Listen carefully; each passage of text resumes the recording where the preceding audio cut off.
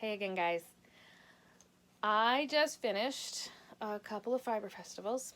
I was vending at them with Spunky Eclectic, and when I do that, I bring usually a bunch of spindles with me, and I'm spinning, and I get asked a lot of how to use a drop spindle, and I like to teach, and I want to make sure everybody knows how, but there are times where I'm sure somebody is looking at them and they are just dying to ask that question, can you get me going? What do I start this? And I can't. They don't ask the question because I'm busy, doing other things, selling or, answering other questions. Because sometimes festivals get really, really busy, especially on Saturdays. So I wanted to put this little video up, and this is the quick and dirty kind of get you going until you can get a class kind of start. So that's what this is going to be about. I'm just going to get you going. This is just going to be the very basic start of getting you going on a spindle. And after this, I recommend taking a class or finding more information. This is just the very basic start. That's generally what I try to do on the YouTube channel, is to give you enough information to just get you going or to get you over that hump, or if you're having a little bit of an issue, just to get you started with it, to inspire you to do more. And some of the things, all they'll take is some practice for you to continue going, and some of them you may need to take a class. So I'm leaving that up to you as to what you're going to need, but I'm going to get you going on the spindle today. Okay? We have a top or high whirl drop spindle, and this is one of the favorite ones that I have. It's a nice weight. This one weighs in about 1.4 ounces, and I'm really happy with it. It's balanced very well. I've got a little piece of neon fiber here. Doesn't need to be neon. This is just what I had laying around and what I wanted to use. It's an easy fiber to work with. It's got a decent staple length, and I talked about that in a previous video. And it kind of gives you a good start when it's not super slippery and it's not really short. It's just a good fiber to start with, and it's well prepped. There's no sticky parts.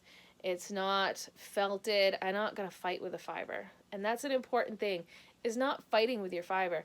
If you're buying fiber or getting felted fiber or free fiber or something, and you're like, I'm going to use this until I get good enough, it's going to be hard to get good enough with a fiber that's hard to use.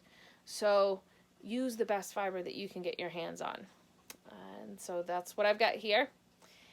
And I am just going to really get started. Now you can tie a leader on. Now, what's tying a leader on? I did that episode with bobbins, showing you how to tie a leader on. And it's the same with a spindle. You could tie it right here on the spindle, and everything goes up into the notch here and then in through the hook. And you'll see later, I'm going to make my own leader. So I'm going to show you how to make your own leader from the yarn that you're using. And if you don't want to do this, you don't have to. You can use a pre-made leader. But I'm going to show you how to do this first. So you can see that I've pulled into the fiber, and it's kind of, somewhere in the middle of some staple lengths here. So we are going to go... You can choose to go counterclockwise or clockwise, but you want to make sure that you're doing the same thing every time. So we are going to go clockwise. Can you see how that turns? Whoop. Clockwise. If I'm looking down at the top of it, it's clockwise. It's not going to look that on the video necessarily. Not even sure. I'll have to play it back and see. But basically, you can see how this is just, and I'm kind of pulling down a little bit. See, I've pulled out a little bit, and I'm continuing to go clockwise to spin with my hand. My right hand is spinning, my left hand is holding the fiber, and it doesn't matter which one is which. Okay? Do what's comfortable for you. If your right hand wants to hold the fiber and your left hand wants to hold the spindle, do that. If it feels uncomfortable, switch. So this is just how I'm doing it. My left hand is holding the fiber supply, and my right hand has the spindle.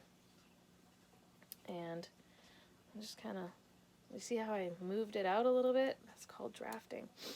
So I'm just kind of wind it up on my fingers because that's comfortable for me.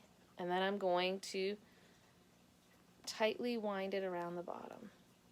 See how I've wound it around? And then it's going to go into the notch that's there. Can you see that notch? It kind of holds that fiber or the yarn good, because now it's yarn. And in through the hook and up. And I really do usually like to have a little bit more, probably a good 8 to 10 inches of fiber here. But this is going to have to do for now. And then we're going to start turning.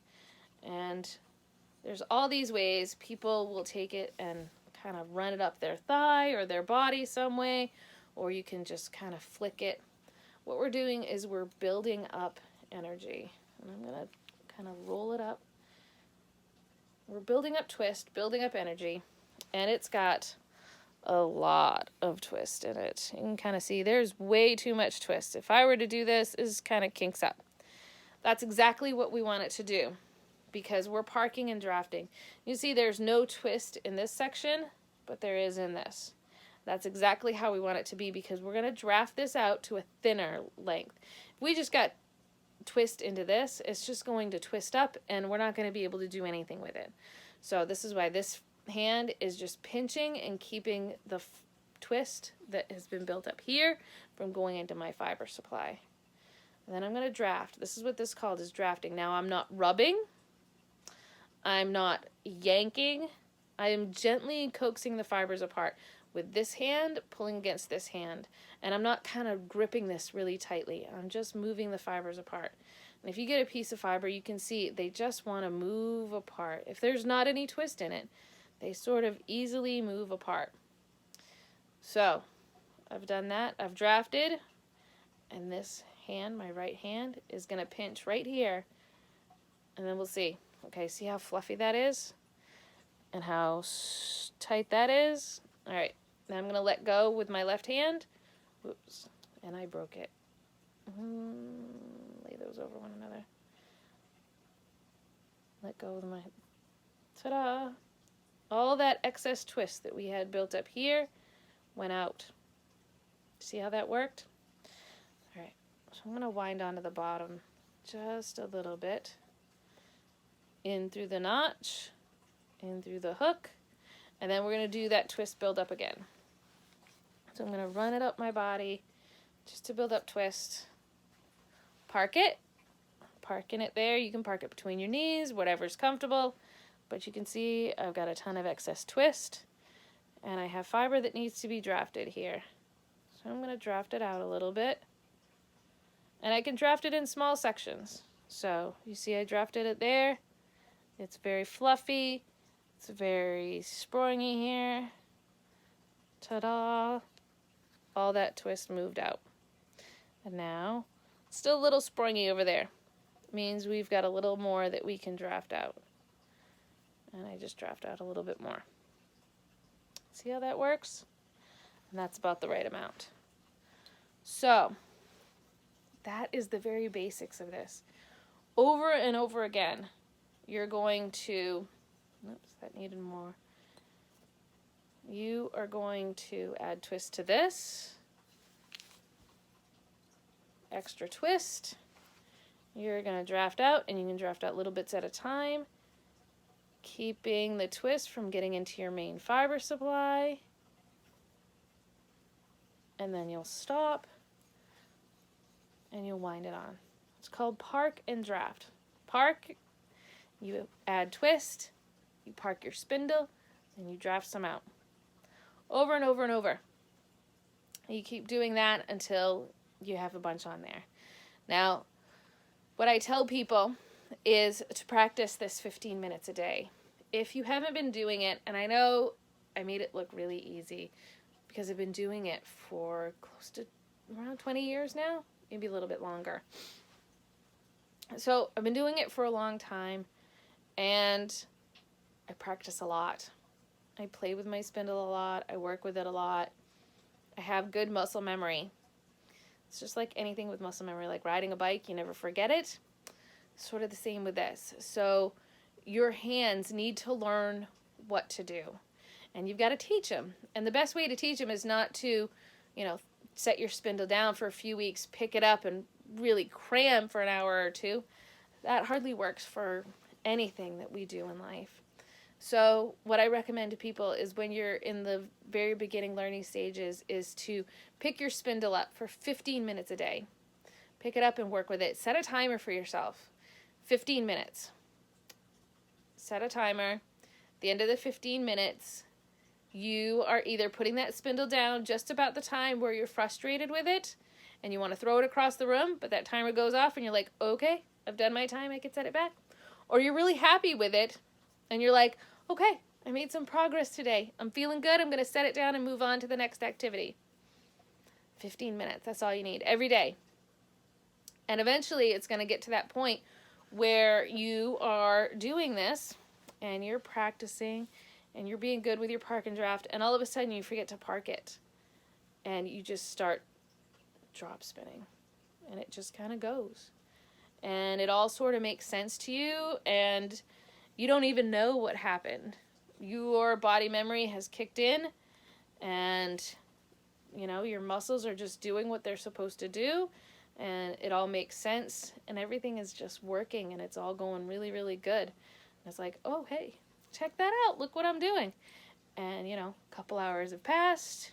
You forgot to eat dinner, and you don't even care anymore because, hey, check it out. You're making yarn. So, that's it. I hope this gets you all started, gets you on the road, gets you spinning. So, spin more, everybody.